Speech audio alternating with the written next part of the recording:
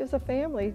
It's a group of people who all have the same bloodline, who love and support each other and interact with each other. We've lost the family structure.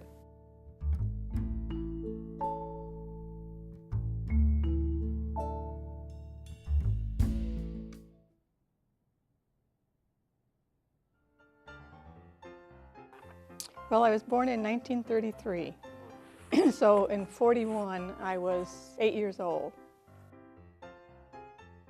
My father was an attorney. My mother was a stay-at-home mom. I had one sister. And basically all of their family lived in or near Springfield, all of my aunts and uncles except for one uncle who lived in Ohio. My grandparents on my father's side lived 2 doors from us. We went to our grandmother's every night before dinner and had a cup of tea and a piece of toast with Grandma and Grandpa. It was great. You know, we rode our bikes all over town. We took the bus downtown to the movie for 10 cents. And, you know, we were a very close family. My mother had 3 brothers in the service. 3 went into the Army and 1 went into the Air Force. So they had gone in before the war started. Yesterday, December 7th, 1941, a date which will live in infamy. The United States of America was suddenly and deliberately attacked by naval and air forces of the Empire of Japan. The United States was at peace with that nation, and at the solicitation of Japan, was still in conversation with its government and its emperor, looking toward the maintenance of peace in the Pacific. Facts of yesterday and today speak for themselves.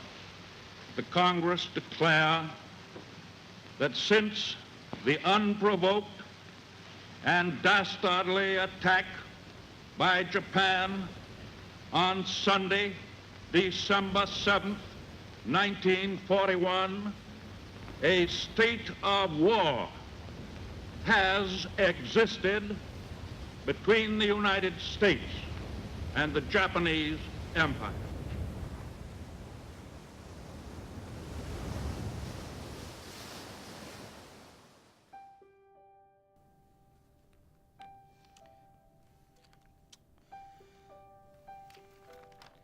Dear Bev, your letter and pictures arrived today. Enjoyed the letter. Thanks a million for the pictures. Was most thoughtful of you. When I'm in my foxhole between sections, I will gaze and think of home and fight all the harder. Give my regards to your mother and father and to Mary Grace and all the rest. Be a good little girl and write real often. Love, Uncle Jim.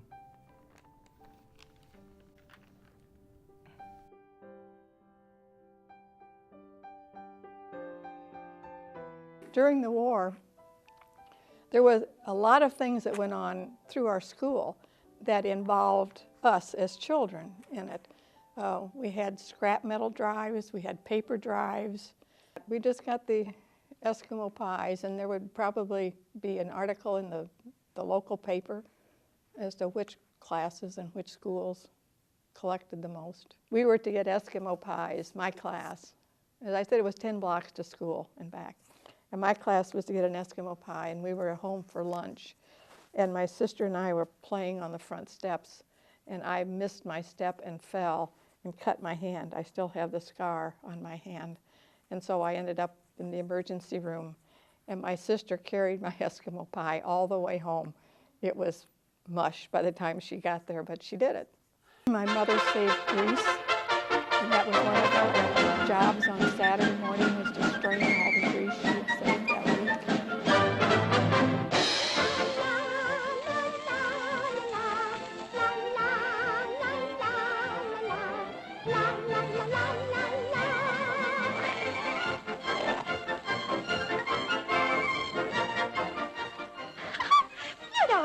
Would you like some delicious hot bacon grease?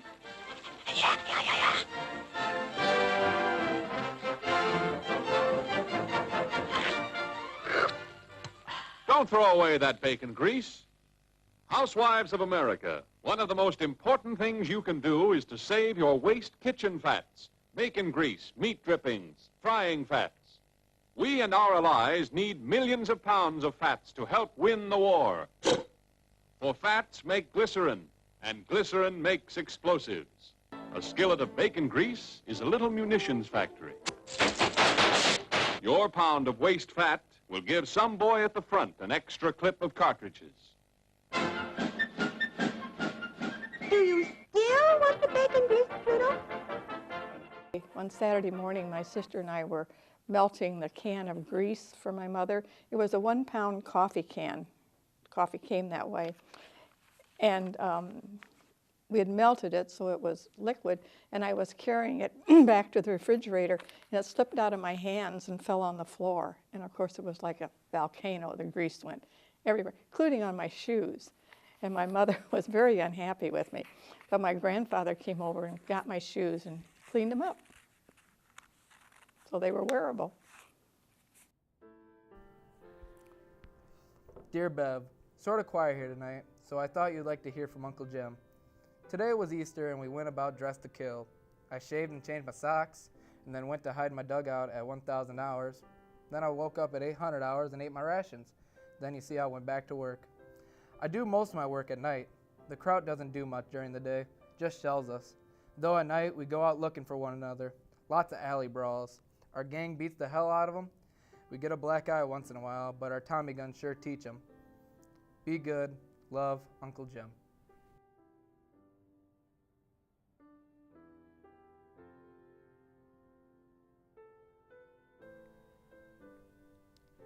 Uncle James was a part of Operation Husky. This was the overtaking of Italy during the summer of 1943. This campaign was airborne and amphibious at first, but then turned into 6 weeks on land as well.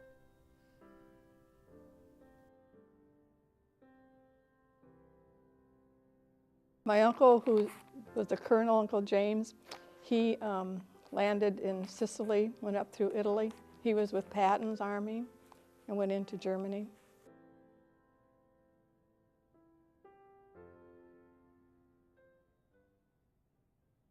Uncles, brothers, and fathers were shipped overseas to defend the country they loved. During this time, many had little to no form of communication. In order to feel connected, many wrote letters back home. These letters took weeks to reach their destination, and by the time they did, the soldiers had moved to a new place. Through technology, many had found it easier to feel as though they knew what was going on.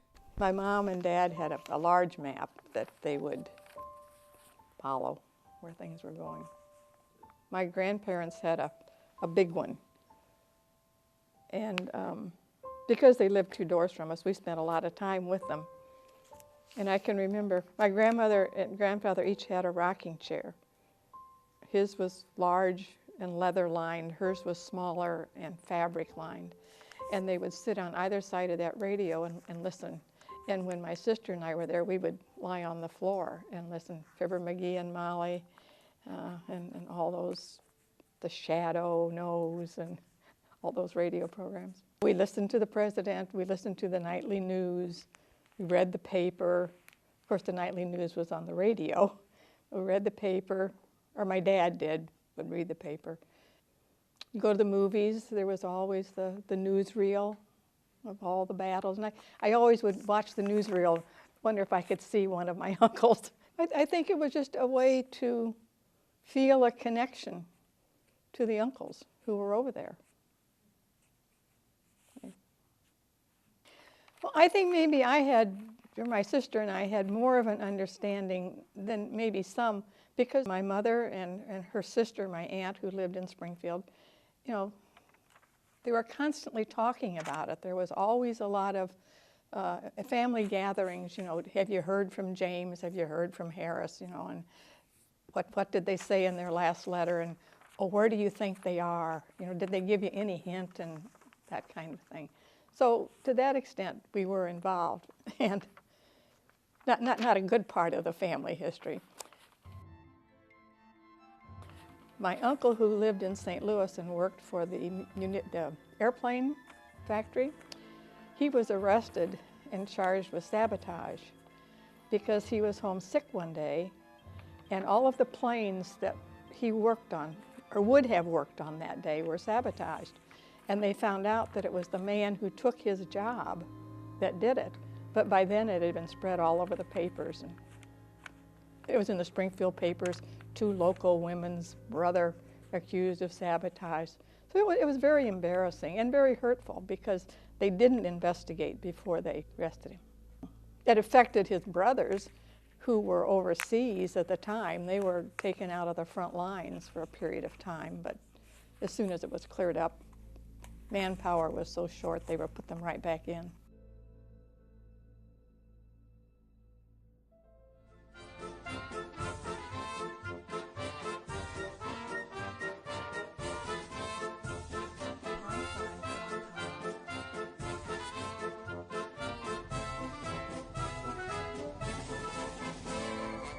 I just knew we were going to win, you know.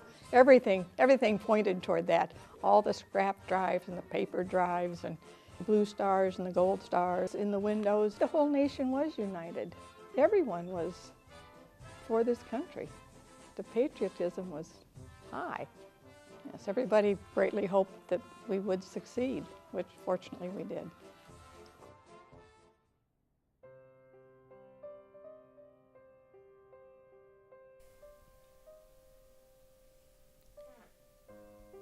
$17 million U.S. soldiers fought during World War II. 405,000 families were not lucky enough to be rejoined with their loved ones in May 1945.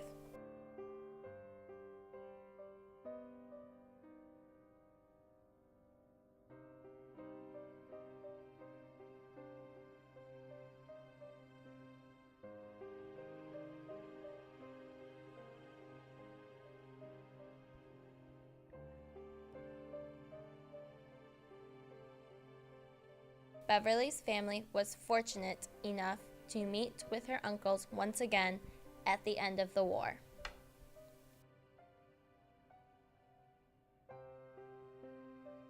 No one I ever knew ever lost anyone in World War II. That is one of the most fortunate things in my life.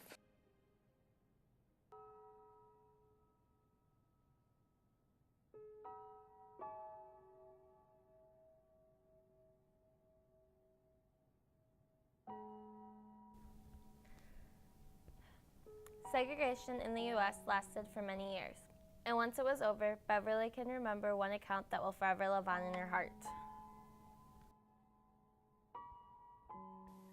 Springfield High School went to the state basketball tournament and won.